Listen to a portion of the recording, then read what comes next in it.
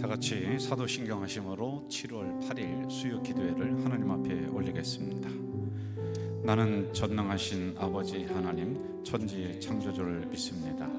나는 그의 유일하신 아들 우리 주 예수 그리스도를 믿습니다.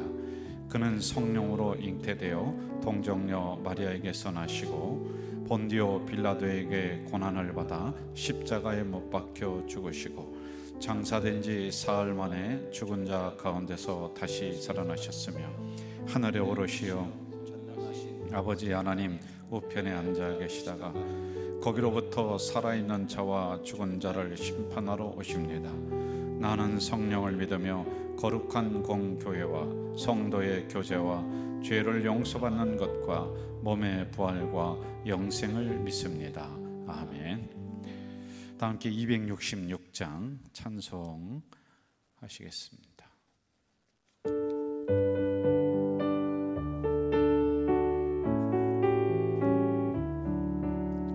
주의 피로 이룬 샘을 참 깊고 넓도다.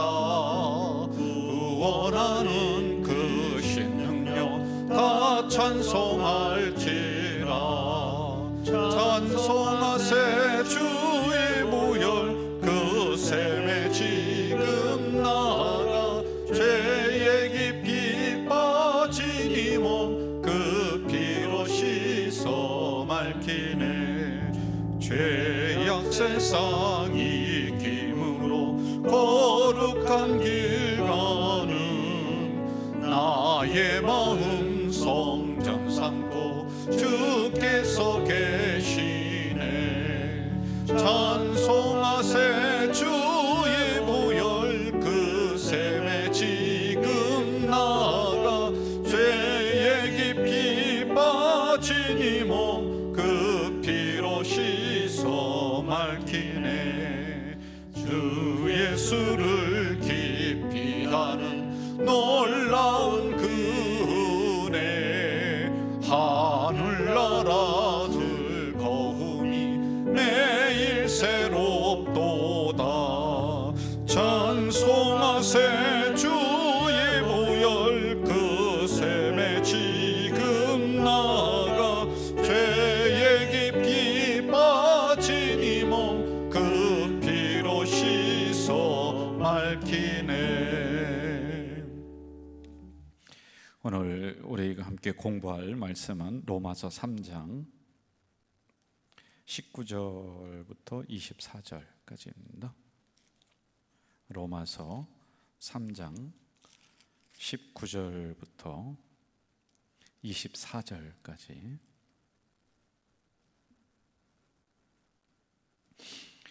우리 한 절씩 교독하도록 하겠습니다. 우리가 알거니와 무릇 율법이 말하는 바는 율법 아래에 있는 자들에게 말하는 것이니 이는 모든 입을 막고 온 세상으로 하나님의 심판 아래에 있게 하려 함이라. 그러므로 율법의 행위로 그의 앞에 의롭다 하심을 얻을 육체가 없나니 율법으로는 죄를 깨달음이니라. 이제는 율법 외에 하나님의 한 의가 나타났으니 율법과 선지자들에게 증거를 받은 것이라.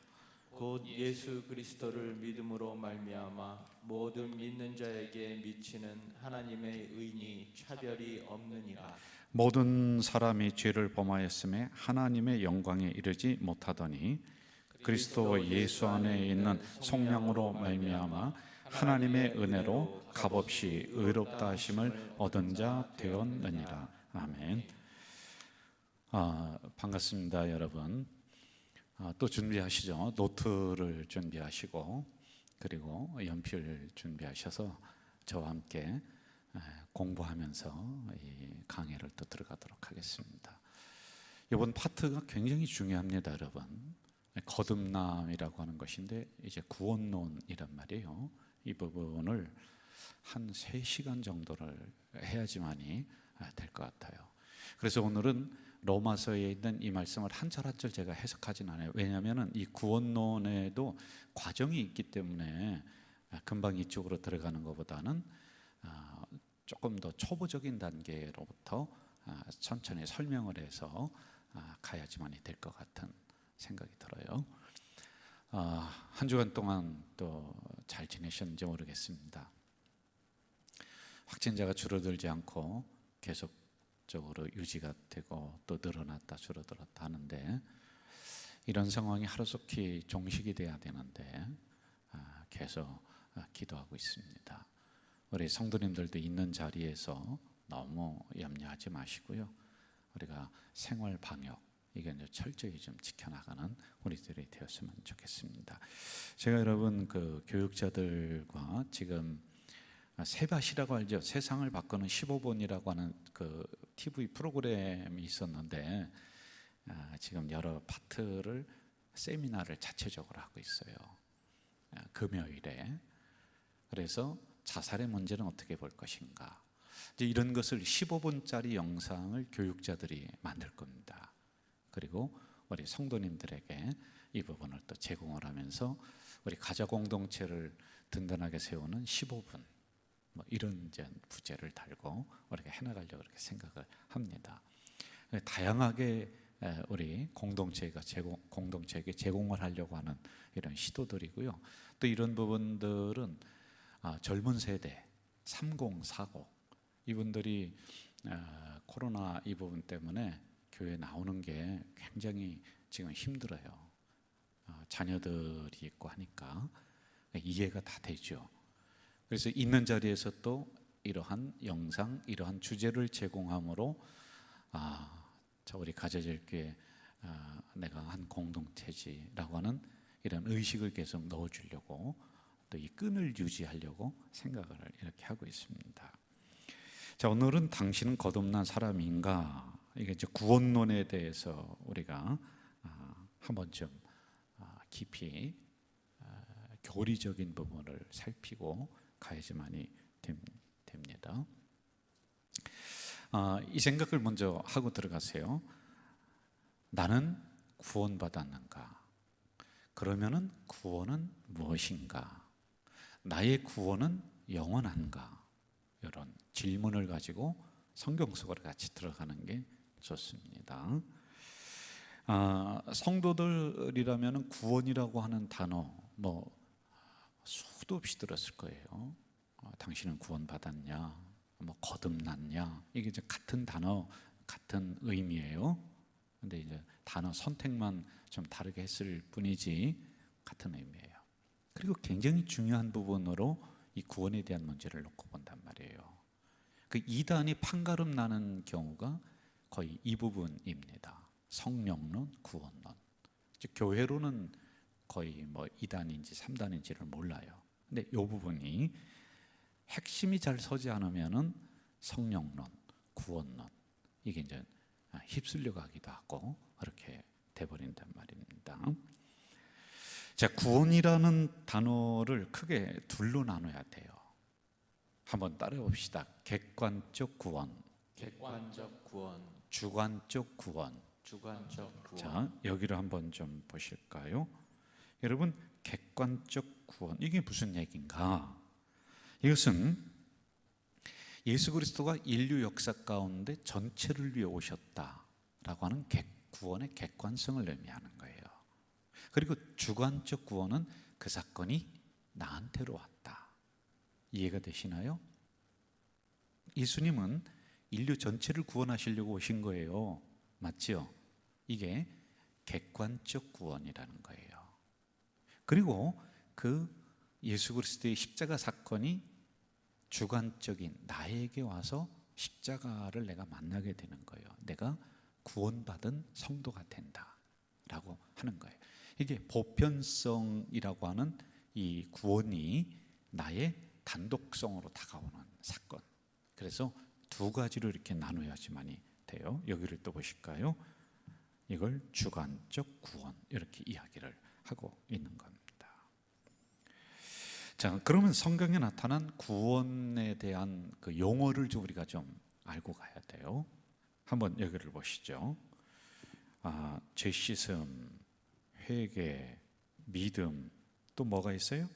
하나님께로 나다, 거듭남, 칭의, 거룩해짐, 하나님의 자녀가 됨. 이게 다 구원을 이야기하는 거예요, 여러분. 이해가 되셨나요? 뭐 영생, 영광에 들어감, 예수 그리스도와 연합한다, 함께 세워진다. 이 구원이라고 하는 것을 그 상황에 맞게끔 용어를 선택을 해서 설명을 하고 있는 거란 말입니다. 구원을 설명한다. 그래서 거듭남, 이것도 구원이란 말이에요. 물론 거듭남에 대한 뜻이 또 따로 있습니다. 그는 우리가 조금 있다가 좀 하도록 이렇게 하겠습니다. 제가 간단한 질문 하나, 아니 두 개 드려볼게요. 두 개. 첫째, 여러분 은혜로 구원받습니까? 두 번째, 아니면 믿음으로 구원받습니까? 헷갈리죠? 은혜로 구원받아요? 믿음으로 구원받아요? 잘 예? 믿음. 잘 모르는 거예요, 우리가요. 아주 좋은 답변을 하셨는데, 우리는 한번 성경을 그럼 찾아보고 얘기하자고요. 성경에서 말씀해 주고 있잖아요. 에베소서 2장 8절. 자, 너희는, 여기 보세요.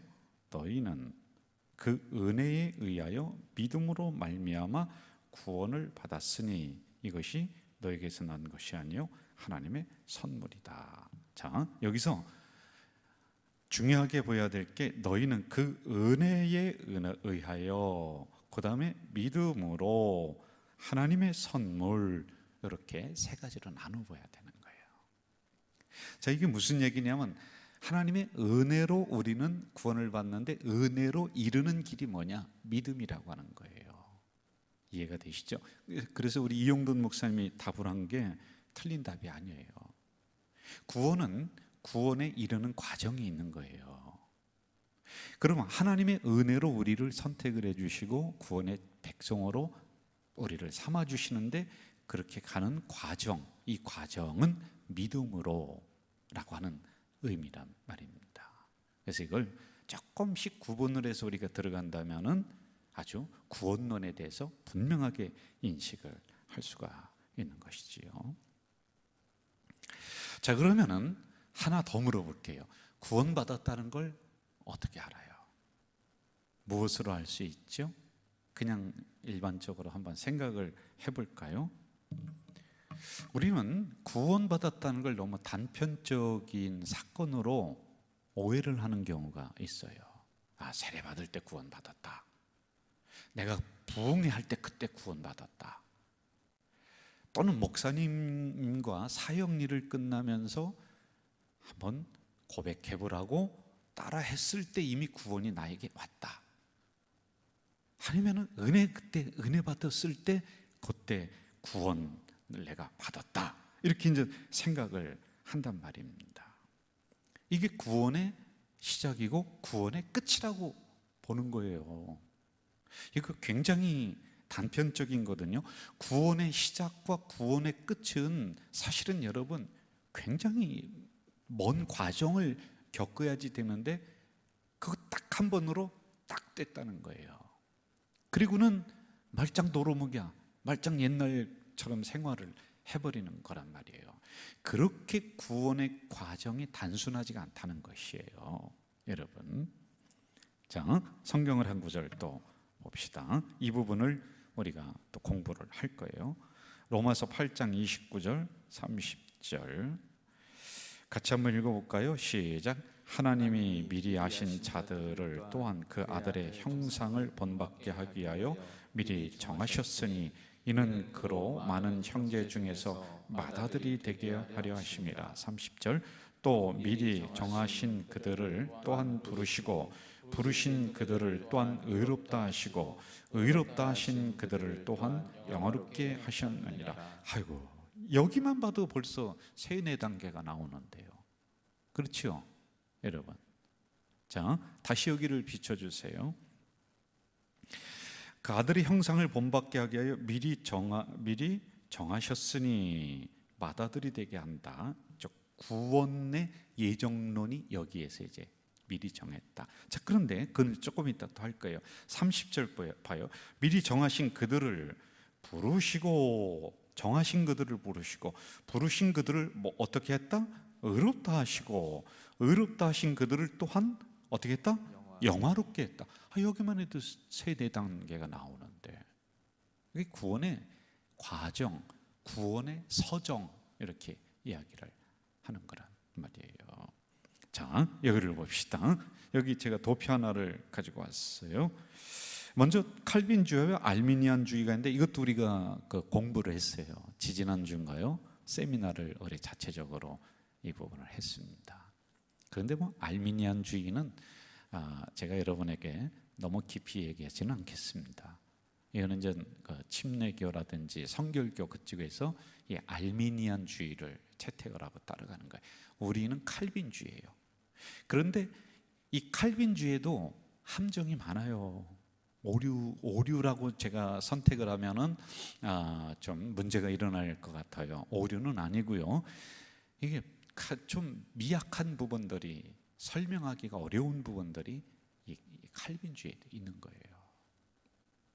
그래서 알미니안주의와 서로 상호 보충을 하면 좋긴 좋은데 이거는 뭐 또 신학적인 문제로 발전이 될 수 있을 것 같아서 제가 그 정도까지는 가지 않겠어요.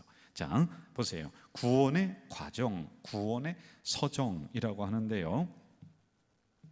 칼빈주의는 한번 따라해봅시다. 예정, 소명, 중생, 회개, 이제 믿음, 이게 회심이란 말이에요.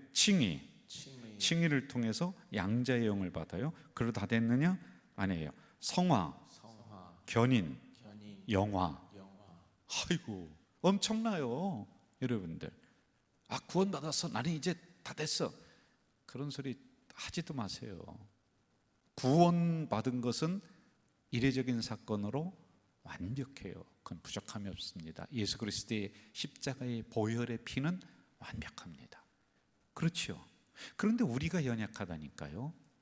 그래서 구원받은 백성들을 계속 회개로 이끌고 성화로 이끌고 영화로 이끌고 하는 이런 과정들이 필요한 거예요. 과정이. 글을 보세요. 소명은 하나님께 초청을 말하는 거예요. 소명, 하나님의 초청. 중생은 영적인 변화를 말해요. 회심은 하나님께로 돌이킴을 말해요. 회심, 회개예요. 자, 여기서 하나 더 설명하고 갑시다. 여러분, 회심은 우리가 하나님 앞에 회개를 했어요. 죄 용서를 우리가 구합니다. 이제 구원에 관해서만 하는 거예요. 지금 우리의 죄를 십자가로 씻어 주셨어요. 그러면은 내가 죄가 많은데 50%는 씻어 주시고 50%는 조금 그래도 한 서너 달, 1년 교회 다니고 나서 죄를 씻어 주시고, 이게 저는 맞다라고 보는데 어떠세요? 단번에 씻어 주시는 거예요. 완벽하게 씻어 주시. 이거는 내 의지와 상관없이 하나님의 은혜로, 그래서 선물이라고 하는 거예요. 씻음을 받았어요. 그럼 그 다음에 죄 짓잖아요. 또 짓잖아요. 그런데 그 다음에 회개는 내 의지적인 노력이 필요해요. 가만히 있는데 모든 걸 다 씻어주지 않아요. 그래서 여러분, 죄의 고백을 해야 된다. 우리가 그렇게 처음에 예수 믿을 때 난 죄인인지도 몰랐거든요. 저도 그 성령 체험 받고 할 때 뭐 죄 고백하고 막 그런 거 없었거든요. 그때는 하나님의 전적인 은혜로 싹 씻어주셔요. 그런데 우리가 살아가면서 지은 이런 죄는 내 의지적인 노력이 그 안에 있어서 회개로 나가야 되는 거예요. 이해가 되시죠? 이거 좀 구분할 수 있으세요, 여러분? 있는 분들에도 고개를 끄덕거려 주세요. 네. 김승진 목사님, 고개 좀 끄덕거려 보세요. 그게 공감적인 경청이에요. 네. 자, 그 다음에 칭의. 여기를 보세요. 칭의는 죄인에서 뭐로? 의인으로. 우리를 그렇게 칭의로 우리를 불러주신다는 거예요. 죄인에서 의인으로. 양자됨, 이게 같은 의미인데 하나님의 자녀가, 우리는 옛날에 죄의 자녀였는데 양자됨, 이것은 자격의 신분의 변화, 자격의 변화, 신분의 상승을 의미하는 거예요. 양자가 됐어요. 이것도 언제 양자의 영에 대해서 한 번 더 로마서를 할 때 설명을 할 거예요. 그때로 넘겨봅시다. 이거는 성화, 이는 과정이 지금 있는 거를 얘기하는 거예요. 구원의 과정. 여러분, 구원받은 백성들이 나아가야 될 길, 성화는 따라하세요. 하나님을 닮아감. 하나님을 닮아감. 늘 하나님을 닮아가도록 우리를 씻어내고 훈련하고 말씀의 나를 비추고 자꾸 이걸 연습을 해야 돼요. 경건에 이르는 연습을 해라, 이렇게 얘기하잖아요. 그러니까 구원받아서 전적인 은혜로 싹 씻음 받았는데 그럼 금방 거룩해지고 금방 막 성인군자가 되고 그런 게 세상에 어디 있어요? 예? 그러면 교회에 있는 분들 하나도 갈등 안 하고 안 싸워야 되잖아요. 예수의 그런 그 정도의 영성까지 딱 갖춰야 되는데 그게 어디 있습니까? 예? 안 되잖아요. 그러므로 하나님을 닮아가는 성화의 단계가 있는 거다라고 하는 것이죠. 그 다음에 견인, 이게 이제 우리 칼빈 장로교를 얘기하는 게, 견인은 구원받았으면은 하나님이 끝까지 붙잡는다. 그런데 이제 알미니안주의에서는 아니야, 너 유기될 수 있어. 너도 하나님이 구원받았는데 잘못하면 구원에서 너도 떨어질 수 있어. 이것도 얘기해요. 한 번 구원받았으면 하나님이 예정된 사람 한 번 구원했으면 끝까지 책임져 주신다. 그럼 이제 이런 문제가 나요. 저 사람이 살인을 하고 교회를 안 나오고 잘못했어도 뭐 무슨 죄를 졌어도 하나님이 그럼 끝까지 구원해 주시면은 야, 이게 도대체 이런 그런 미진한 부분들이 있는데 이게 서로 상호 보충이 되면 좋단 말이에요. 이것도 조금 이따 넘깁시다. 영화 여기를 보세요. 구원의 최종 완성이 영화 단계예요. 로마서 8장에서 얘기해 주는 거란 말이죠. 이게 구원의 서정, 구원의 과정, 구원받은 백성들이 걸어가야 되는 길이다라고 하는 겁니다. 자, 중세 시대 때 로마 카톨릭은 어떻게 생각했냐면은 세례를 통해서 개인의 구원이 온다, 이렇게 봤습니다, 여러분. 그런데 우리는 그게 아니에요. 우리는 전적인 하나님의 은혜로, 하나님의 택하심으로 그런 어떤 훈련을 얼마나 받고 뭐를 얼마 하고 그래야지 구원에 이르른다가 아니에요. 여기에 전제적 조건은 뭐냐? 우리가 하나님 앞에 나의 죄인임을 불렀을 때, 하나님이 초청을 했을 때 용서해 주시옵소서 다 씻어주시는 은혜가 일어난단 말입니다. 자, 그런데 이 캐톨릭은 어떻게 하느냐 하면은 세례를 받았어. 그런데 구원에 이르렀어. 그런데 당신이 이 구원에서 떨어질 수 있어. 유기될 수 있어. 근데 그렇게 안 하려면은 무엇을 해야 되냐면 미사 잘 드려야 돼.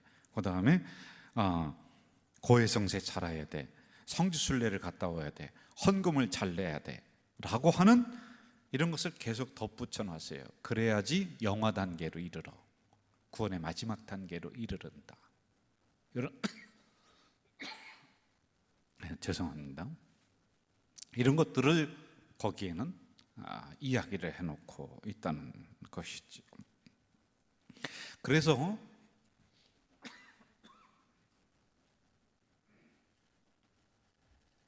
죄송합니다.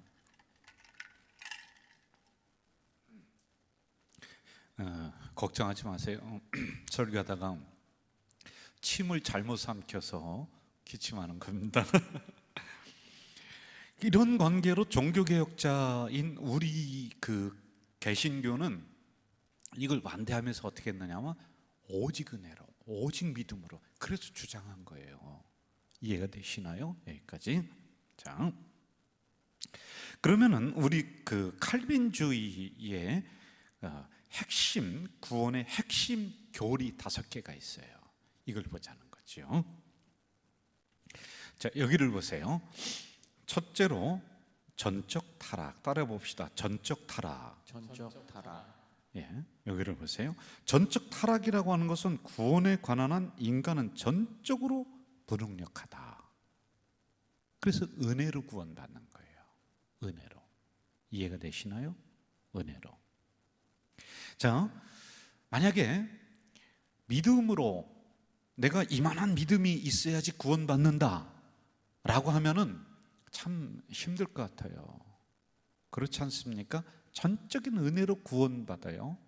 그리고 이 구원에 이르는 과정이 믿음이에요. 그리고 두 번째, 무조건적 선택이에요. 선택과 유기, 이중 예정인데 이게 우리를 하나님이 선택해서 예정했어요. 여러분을 예정했다는 거예요.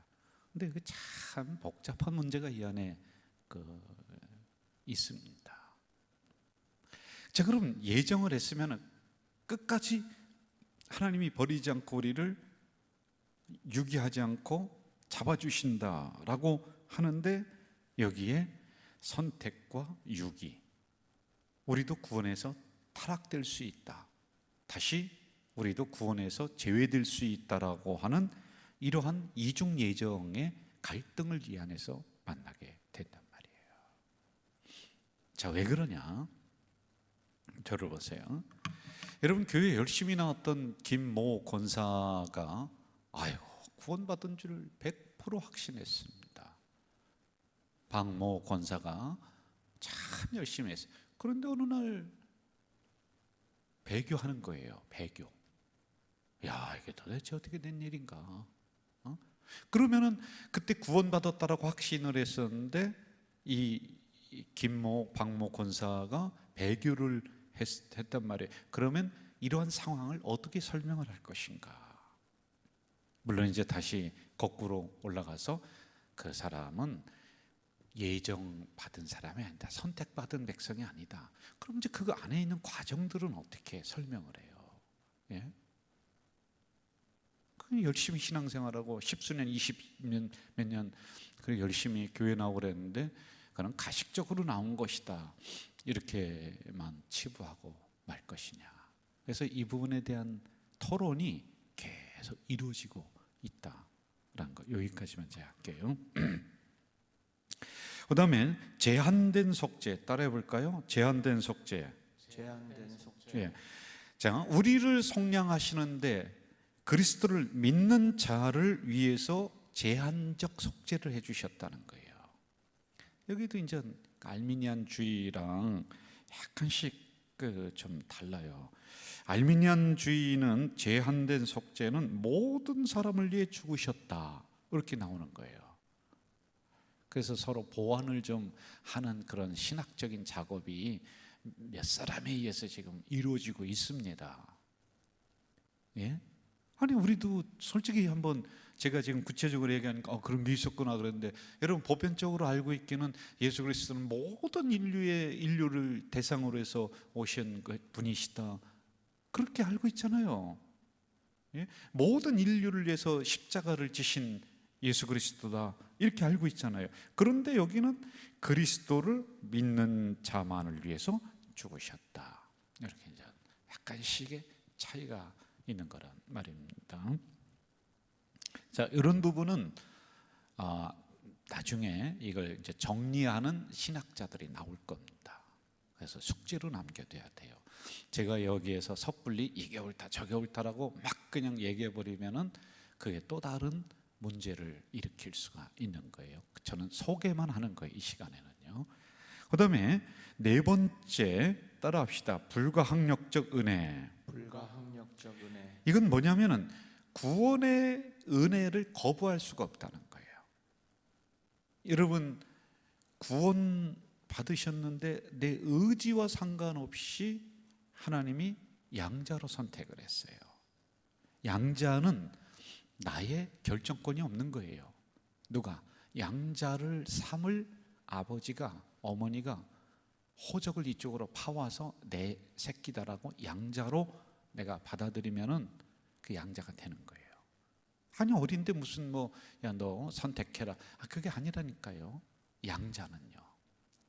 양자, 제가 몇 번을 이 부분은 설명을 했단 말입니다. 구원의 은혜를 거부하지 못한다라고 하는 거예요. 성도의 견인, 하나님의 주권에 의해 받은 구원은 취소될 수가 없다. 자, 여기 봐요. 알미니안주의에는 조건적 견인, 배교의 가능성을 말한다, 이렇게 이제 나오는 거예요. 그럼 알미니안주의가 이단이냐? 아니, 여기 성결교도 여기를 선택을 하는데 성결교가 이단입니까? 그럼? 그건 아니잖아요. 그러나 교리적인 부분에서는 차이가 좀 난다. 요것만 설명을 할게요, 여러분.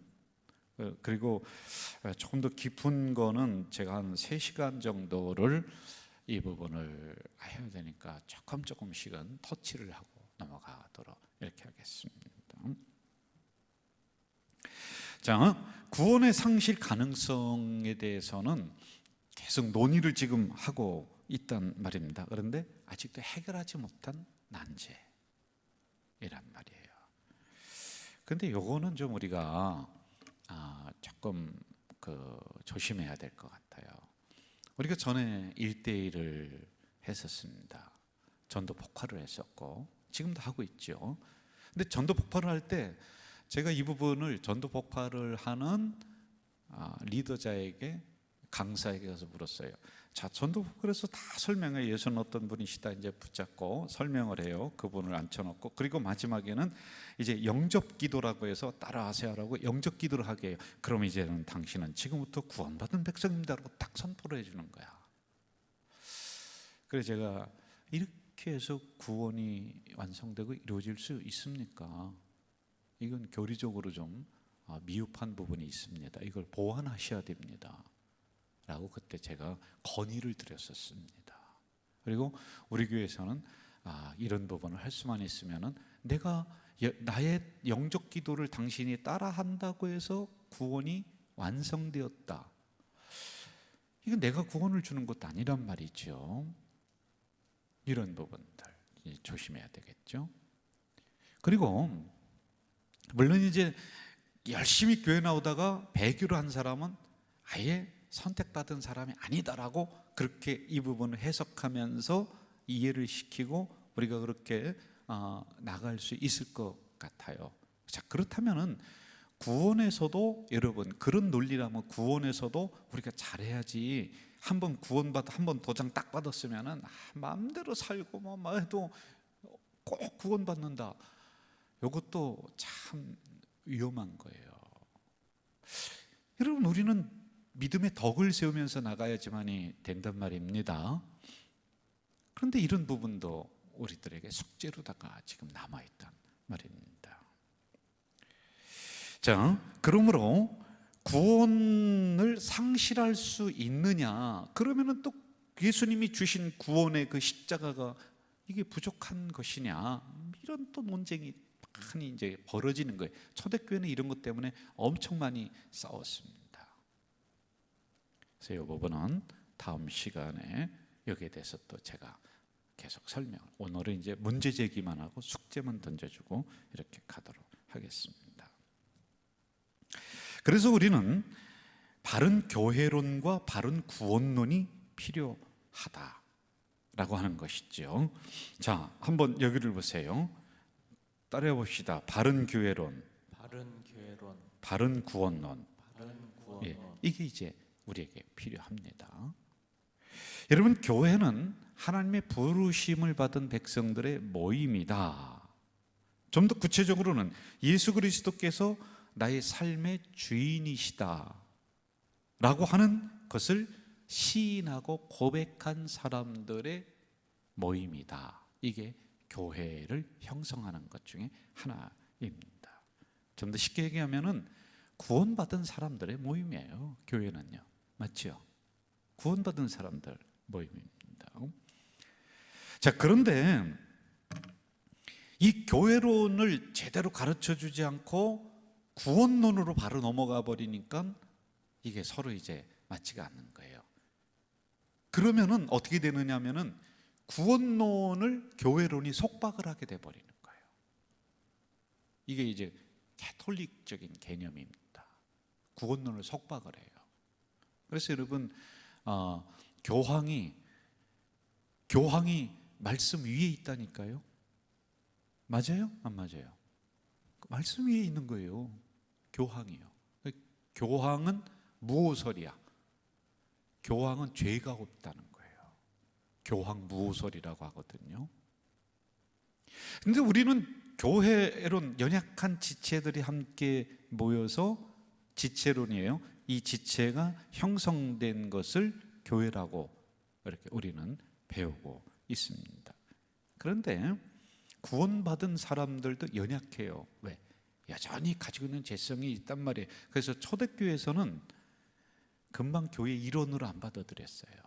3년을 말씀으로 훈련하고 검증하고 훈련하고 검증하고 훈련하고 검증하고 그래서 받아들였어요. 맞죠? 근데 우리는 너무 그냥 쉽게 이렇게 하니까 유사 그리스도인이 만들어지는 거예요. 다 구원받았대. 내가 볼 때는, 제가 목사가 이렇게 볼 때는 더 우리가 검증해야 될 필요도 있는데 무조건 그냥 구원을 싸구려식으로다가 다 줘버리는, 그냥 강대상에서 선포만 하면 다 되는 줄로 아는 이런 게 있단 말이에요. 우리도 이것을 또 검증하고 또 검증하고 하는 이런 훈련의 과정들이 좀 있어야지 돼요. 그리고 나서 교회 공동체 일원으로 이런 양육과 훈련을 통해서 딱 받아들여야지.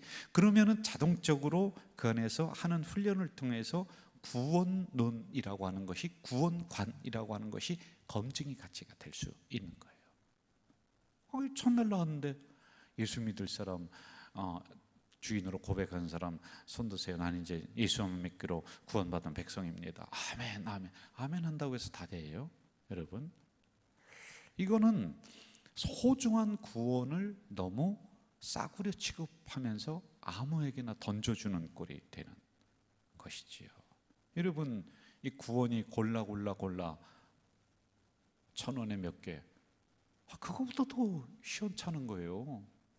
그래서 저는 교회론과 구원론, 이게 함께 맞물려 가는 거거든요. 이거를 철저하게 훈련하고 철저하게 검증을 우리가 양육을 통해서 해내야지만이 돼요. 우리 교회가 아만이라고 하는 성경 공부를 만든 부분도 이제 자꾸 이제 말씀으로 훈련하려고 이렇게 하는 거란 말입니다. 자, 이제 성경적인 접근으로 한번 좀 들어가 봅시다. 요한복음 3장에 보면은 여러분 니고데모가 나옵니다. 여기 이제 구원에 대해서 계속 지금 설명을 해 들어가고 있는 거예요. 니고데모가 예수님을 밤중에 찾아오잖아요. 그리고 뭐라고 하느냐면요, 밤중에 와서 예수님에게 당신은 하나님께로부터 온 선생이다. 당신의 행하신 이 표적은 하나님이 함께 하지 않으면 행하실 수 없다. 그렇게 보는 눈이 있어요, 이 니고데모가요. 근데 예수님은 이렇게 말해요.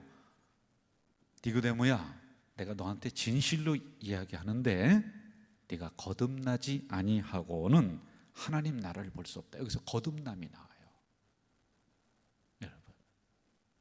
자, 이게 무슨 얘기냐면 육체적인 눈으로는 한계가 있어요. 육체적인 노력으로는 한계가 있는 거예요. 자, 다시 구원론으로 들어가면 우리가 육체적인 노력으로, 인간적인 노력으로 구원을 받는다? 안 된다니까. 그래서 하나님의 전적인 은혜로 우리가 구원을 받는 거예요. 이거는 안 되는 거예요. 아무리 예수를 바라보면서 하나님께로부터 왔다, 당신의 표적을 내가 보면서 참 하나님께로부터 오지 않으면 이 표적을 행할 수가 없다, 아무리 한다 할지라도 구원의 조건에 이게 해당이 되는 게 아니에요. 예? 진실로 거듭나야 된다는 거예요. 여기서 거듭남은 진실로 구원을 의미하고 있거든요. 이렇게 돼야 된다는 거예요. 자, 이것을 그러면 오늘 우리 공동체에 있는 성도들에게 적용을 해봅시다. 거듭나지 않고도 교회 나와서 앉아 있을 수 있어요, 없어요? 여러분, 어떤 것 같아요? 마이크 가지고 대답해봐요. 있지. 거듭나지 않고도 앉아 있을 수 있다니까요. 그렇죠? 그런데요, 거듭나지 않은 사람은 행동에, 보는 눈에, 언행심사에 한계가 딱 있어요. 한계가 있다는 거예요. 육체적인 눈으로는 거기까지뿐이 못 봐. 거듭나지 아니한 사람은 거기까지뿐이 못 보는 거예요. 그렇게뿐이 못해요. 그런데 이걸 또 다시 발전을 시키면 거듭났어요 내가. 그러면요 보면은 거듭난 사람의 언행 심사는 확연히 다릅니다. 말씀을 보는 것도, 교회 나오는 목적도, 그의 행동도. 그래서 야고보서에서는 뭐라고 합니까? 야고보서에서는 영혼 없는 몸이 죽은 것 같이 행함이 없는 믿음도 죽었다. 행함이 없는 믿음, 행함과 믿음을 같이 보는 거예요. 여러분, 거듭나지 아니한 사람도 나와서 할 수가 있어요. 찬송할 수도 있죠, 아멘할 수도 있죠. 그런데 거기까지예요. 육체적인 안목을 가지고 행동하는 것은 드러나게 되어 있습니다. 그래 거듭나야지만이 된다. 그러면은 깊은 하나님의 비밀을 알게 돼요. 이 요한복음 3장에 계속 가다가 보면은요, 이러한 사람은, 거듭난 사람은 하늘의 비밀을 알고 하늘의 뜻을 알게 된다, 이렇게 나오는. 그런데 그렇지 않은 사람은 맨날 인간적으로 계산적으로 평가하고 그렇게 뿐이 못 봐요. 한계점이 딱 드러난다라고 하는 겁니다. 지금 니고데모는 자기 이익을 위해서 온 거예요. 그런데 거듭나지 않은 사람도 예수를 자기의 이익을 위해서 예수 팔아먹는다니까. 교회 팔아먹는 사람이라니까요. 예수로 인해, 예수님으로 인해 밥 빌어 먹으려고 하는, 이게 그런 사람들 많아요, 여러분. 네? 그러므로 다 여러분 구원받아 다 아멘 한다고, 이거 잘 봐야 돼요. 네? 그 말 한마디에 당신은 구원받은 백성이다라고 우리가 여기서 도장 꽝꽝꽝 함부로 찍어줄 게 아니에요. 나는 도장 찍어주지도 못한단 말입니다. 자, 그러므로 여기서 거듭났다는 것은, 한번 여기를 보실까요? 거듭난다라는 것은 두 번 난다, 혹은 위로부터 난다, 이런 뜻을 가지고 있어요. 자, 이걸 좀 더 쉽게 풀어보면은, 저를 보시죠. 사람은 두 번 태어나야 돼요. 육으로 한 번 태어나야 돼요. 그렇죠? 그리고 또 하나님 안에서 내 영이 새롭게 태어나는 것, 이걸 거듭남, 이걸 구원, 이렇게 말하고 있는 겁니다. 자, 그런데 이상한 말씀을 하고 있어요. 요한복음 3장 8절을 보세요. 3장 8절 한번 같이 읽어볼까요? 제가 읽어드릴게요. 3장 8절. 바람이 임의로 불매, 시작. 바람이 임의로 불매, 네가 그 소리를 들어도 어디서 와서 어디로 가는지 알지 못하나니 성령으로 난 사람도 다 그러하니라. 저를 보세요. 거듭남, 구원, 이거는요 두 가지가 이 안에 담겨져 있다는 거예요. 바람에 대해서 비유를 하면서 성령으로 난 사람도 이러하다라고 했던 거예요. 자, 여기에는 첫째는 신비성이 있는 거예요. 여러분, 바람이 어디서 불어서 어디로 가는지, 이제 요즘은 과학이 발달해서 다 측정을 하고 합니다만은, 바람이 어떻게 생성이 되는지 모르는, 이걸 신비성이라고 그래요. 그리고 또 하나, 사실성이에요. 성령으로 난 사람도 똑같다는 거예요. 이 구원이라고 하는 이 비밀을 내가 여기 있는 목사도 다 설명을 할 수가 없어요. 이게 신비성이에요. 구원받은 사람들, 거듭난 사람들 보면은 자기가 갑자기 변화가 되는 거야. 생각도 하는 행동도. 그리고 여기 와서 나와서 아멘 아멘 그렇게 할 사람들이 아닌데 교회 나와서 아멘하고 말씀 보며 아멘하고 찬송하며 막 울고, 이게 신비한 거예요. 성령으로 거듭나면, 구원받으면 이런 은혜가 계속 우리에게 있는 거예요. 이게 신비성이에요. 왜 이렇게 됐는지 몰라요. 그런데 바람은 사실성이라고 그랬어요. 공기는 사실로 있는 거예요. 성령으로 난 것도 사실성이에요. 왜? 그 사람이 현재가 변화가 된 것이 눈에 확실하게 보이거든요. 이 두 가지를 이 비밀을 이 안에 담아놓고 있는 겁니다. 성령으로 거듭난 사람은 신비성과 사실성을 가지고 있다라고 하는 것입니다. 여러분, 아무리 숨기려고 해보세요. 거듭난 사람은 아무리 숨기려고 해도 안 된다니까. 점점 아이가 자라면서 엄마를 닮아가듯이 점점점 말씀을, 예수님을, 하나님을 닮아가게끔 되는 거예요. 여러분, 숨길 수가 없던 거예요. 사실이죠, 그게. 그런데 와, 내가 어쩌다 이렇게 예수 믿게 됐는가? 신비하죠? 그래요, 신비한 거예요. 자, 오늘은 여기까지 제가 하려고 해요. 구원에 대한 우리 5대 교리를 살펴봤고, 알미니안주의라고 하는 이 교리도 함께 살펴봤어요. 구원 하나님의 전적인 은혜이다. 물론 제가 그 사이에 여러 가지 질문들을 다 던져줬습니다. 거기에 명확한 답은 제가 하지 않았어요. 이제 이러한 차이점들을 보면서 제 바람은 저 미진한 것들은 서로 보완해 가면은 이 구원론이 좀 더 명확하게 우리에게 다가올 수 있겠다라고 하는 아쉬운 감은 있단 말이에요. 그러나 저는 장로교 목사이기 때문에 칼빈주의를 제가 따른단 말입니다.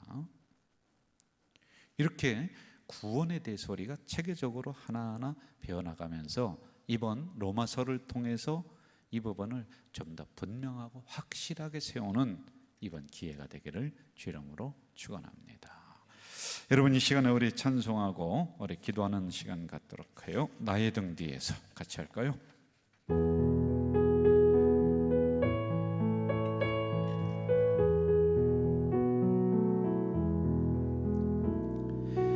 나의 등 뒤에서 나를 도우시는 주, 나의 인생길에서 지치고 고나여 매일처럼 주저앉고 싶을 때 나를 밀어주시네. 일어나 걸어라, 내가 새 힘을 주리니. 일어나 너 걸어라, 내 너를 도우리. 나의 등 뒤에서 나를 도우시는 주. 평안히 길을 갈 때, 평안히 길을 갈 때 보이지 않아도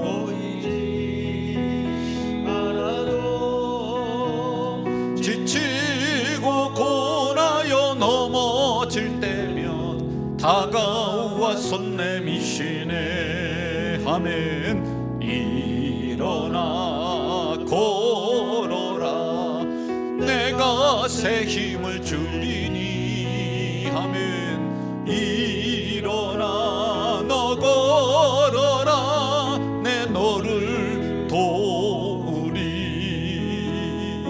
나의 등 뒤에서 나를 도우시는 주.